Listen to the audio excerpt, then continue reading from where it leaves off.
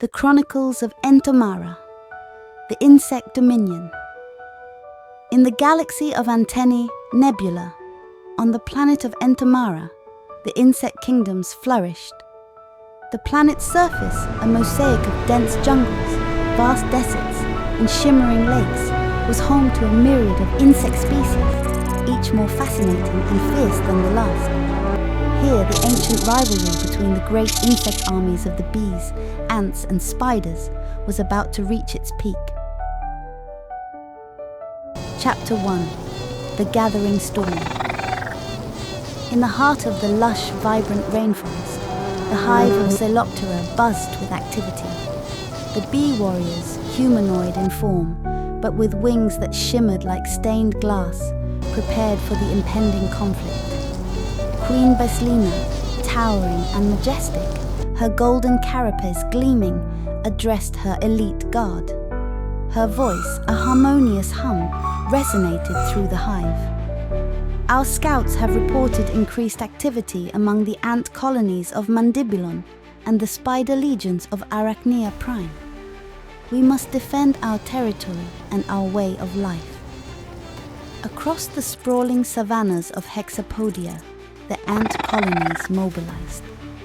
General Formica, a humanoid ant with powerful mandibles and an exoskeleton that could withstand the strongest blows, rallied his troops. The ants moved in perfect unison, their loyalty to their queen, Titania, unwavering. Alongside them, hybrid ant riders mounted on giant bull ants, their long spears glinting in the sunlight, prepared for war. The bull ant's enormous mandibles dripped with a corrosive acid that could melt anything in its path. Brothers and sisters, Formica's voice echoed, we march not for glory, but for survival.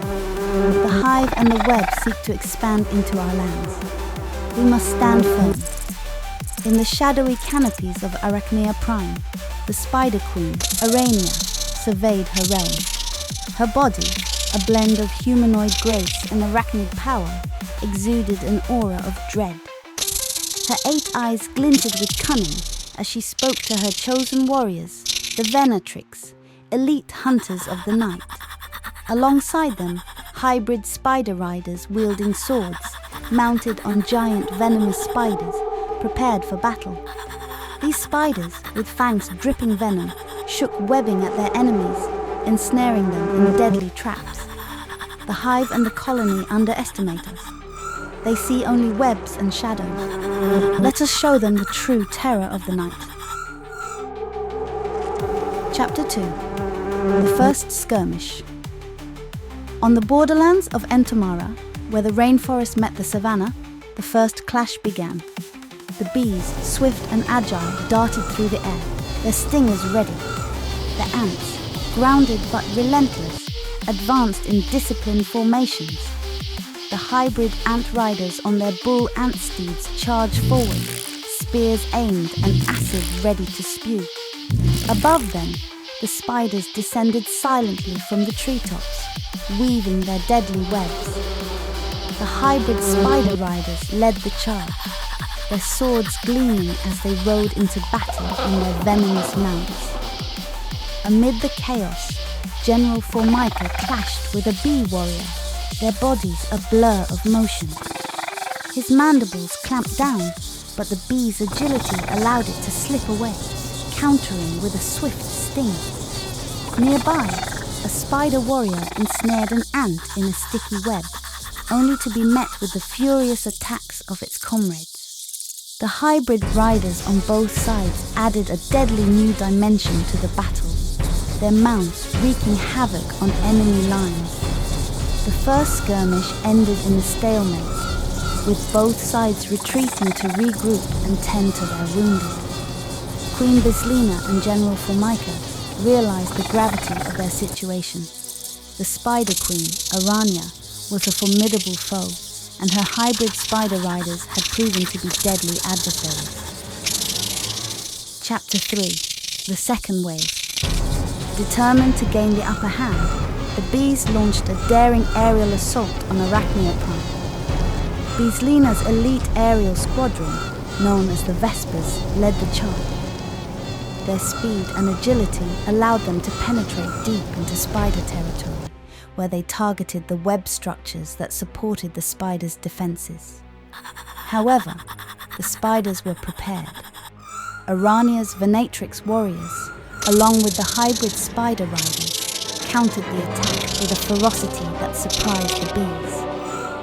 Webs were shot into the sky, ensnaring many of the Vespers, while venomous bites and sword strikes brought others down. Despite their best efforts, the bees were forced to retreat, suffering significant losses. In the meantime, the ants launched a ground offensive against the spiders' border fortifications.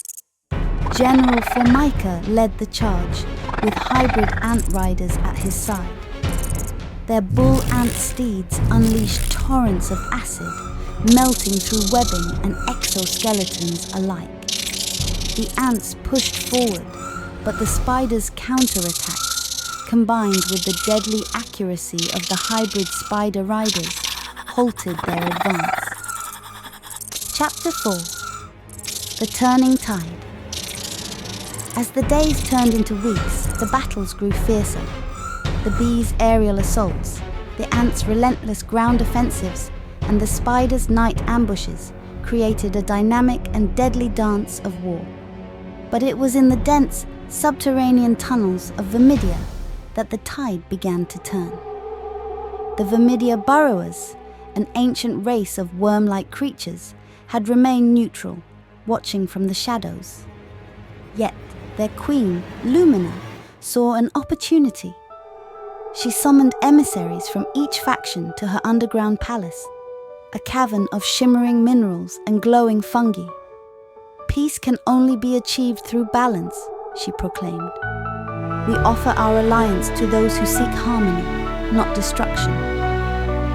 Queen Bislina and General Formica, recognizing the strategic advantage, agreed to a temporary truce. Together, they devised a plan to confront the Spider Queen and her legions once and for all. The Vermidia burrowers, with their intricate knowledge of the underground tunnels, would lead a surprise attack from below. Chapter 5. The Underground Assault. Under the cover of night, the combined forces of the bees, ants, and Vermidia burrowers began their descent into the subterranean tunnels. The burrowers, with their worm-like bodies and expert digging abilities, led the way, carving a path towards the heart of Arachnia Prime. As they neared their target, the ground above trembled. The spiders, sensing the approach, prepared their defenses. Arania, unyielding and proud, rallied her warriors. Tonight, we fight not just for our queen, but for our very existence. The battle that ensued in the subterranean depths was the stuff of legends. Bees darted through the narrow tunnels, using their agility to avoid the spiders' webs.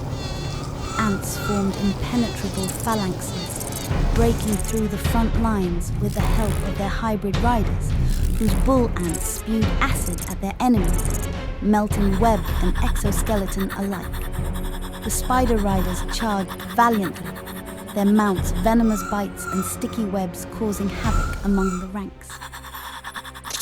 Chapter 6. The Final Confrontation. Amidst the clashing armies, Queen Bislina and Queen Arania met in single combat in the heart of the Spider Queen's lair. Their duel was a whirlwind of stingers and fangs, wings and webs. Bislina's wings buzzed as she dodged Arania's venomous strike, while Arania's 8 legs allowed her to move with terrifying speed and agility. Bislina launched a series of rapid stings, each one narrowly missing its mark. Arania countered with a flurry of webbing, attempting to ensnare her opponent. The two queens circled each other, their eyes locked in a battle of wills as much as of bodies. With a sudden burst of speed, Bislina darted forward, her stinger aimed for Arania's heart. but Arania was ready. With a flick of her wrist, she deflected the attack and lunged, her fangs bared. Bislina twisted in mid-air, avoiding the deadly bite by a hair's breadth. The two queens clashed again and again, their movements a blur of gold and black. Finally, Bislina saw an opening. Feigning a retreat, she lured Arania into overextending herself. With a swift and powerful thrust, Bislina's stinger found its mark, piercing Arania's exoskeleton. Arania let out a scream of agony as she collapsed, her legs twitching. With Arania defeated, the spiders, leaderless, began to retreat. The combined forces of the bees, ants, and burrowers pressed their advantage, driving the remaining spider warriors into the deepest shadows of Arachnia Prime. Chapter 7. A New Dawn. With the fall of the Spider Queen, the remaining spider warriors scattered, retreating into the deepest shadows of Arachnia Prime. The war, though brutal, had forged an uneasy peace between the bees, ants, and burrowers. Queen Bislina, General Formica, and Queen Lumina met on neutral ground to discuss the future. The once hostile leaders now spoke of cooperation and rebuilding. The scars of war would take time to heal, but a new era of unity and understanding had begun. Entomara, a world of wonders and terrors, thrived once more, a testament to the resilience and adaptability of its insect inhabitants.